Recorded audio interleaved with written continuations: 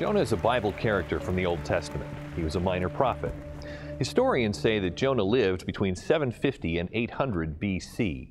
Now, Bible scholars will argue whether Jonah was literal or allegorical, but nobody can argue that he looked exactly like this. Jonah and I go way, way back. I met Jonah when in a small town village, Hebrew village. Him and I were good buddies. We met when we were 5, 6, could have been 8 years old. Yeah, I have a few childhood memories of Jonah. What were the best? We once decided to shave our heads, bald, bicked it. And the best part of it, we got a tattoo, each of us. But I knew his father, Amita is what I refer to him as, you know, just Amita, my boy Amita, you know. But Amita and his family were good, solid folks. Jonah, being stubborn, wavered. You know, he kind of went on his own road. And, you know, you always knew he was bound for something good and purposeful. But the whole prophet thing, I never saw it in him. Never thought he could meet those expectations. The word of the Lord came to Jonah, son of Amittai. Go to the city of Nineveh and preach against it, because its wickedness has come up before me. Sure, we're rough, evil, some say barbaric, but hey, we're barbarians. Let me tell you why I hate Assyria. These people, I don't even know if I can call them people, these group of things, they go around worshiping their gods, whoever that may be, you know, not using silverware when they eat.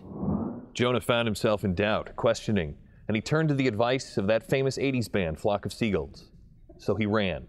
He ran so far away.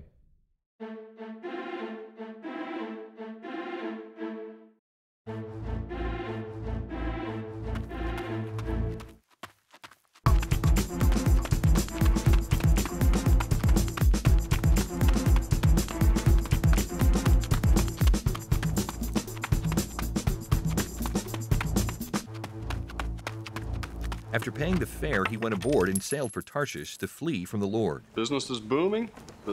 People are rushing out here. They want to get on that boat and go. Joppa's a beautiful city, but they just want to leave for some reason. So that's why I'm here. Have you ever seen this man? Yes. Yes, I remember this guy. He was in a big hurry. Do you know why? Wouldn't tell me. I didn't ask. We get all kinds through here. He was rather rude, actually. Like, in what way? He was just short, just like he couldn't get his ticket fast enough. One of those guys. When Jonah came aboard, he went to sleep. He went right to sleep. Went below cabin, went to sleep. We set sail on the beautiful emerald sea like it was any other day. But it was not any other day. Storm came up, right? Big storm came up. Huge storm came up. Came out of the east. Came out of the west, the south, the north. Came at us. You know the old adage, red sky at night, sailor's delight. It was a red sky at night. I didn't suspect anything. We were set to go to Tarshish. But then storm came up. Biggest storm you've ever seen? Greatest storm I've ever seen. The perfect storm, if you will. The perfect storm. I got woken up, and the first thing I felt was wet, because the ship leaks a lot, and I thought it wasn't, though. It was the storm, so they told me. All the sailors were afraid, and each cried out to his own god. Then the sailors said to each other, "Come, let us cast lots to find out who is responsible for this calamity." Now, I believe casting lots started, just to give you a hint of its origin, with Adam and Eve to see who would eat the apple. Let's cast lots. Now, what that is you take straws, for instance, and one of them's shorter, and the guy who picks the shortest straw is obviously the man you want. So they asked him, "Tell us, who is responsible for making all this trouble for us?"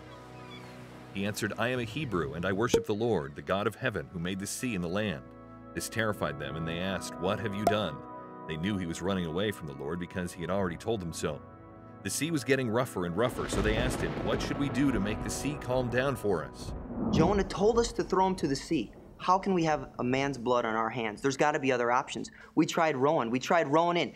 Abraham was up on the big sail. Ezekiel was over on the oars. Nothing was having, though. We had no other option, but we tried them all first.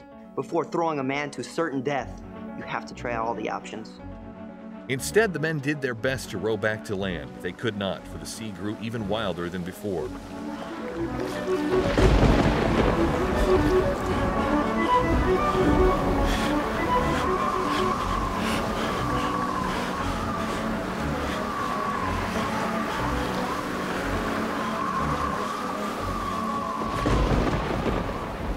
Then they cried to the Lord, O Lord, please do not let us die for taking this man's life. Do not hold us accountable for killing an innocent man, for you, O Lord, have done as you pleased. And as soon as we threw Jonah overboard, as soon as he hit the water, it was calm as Windex glass.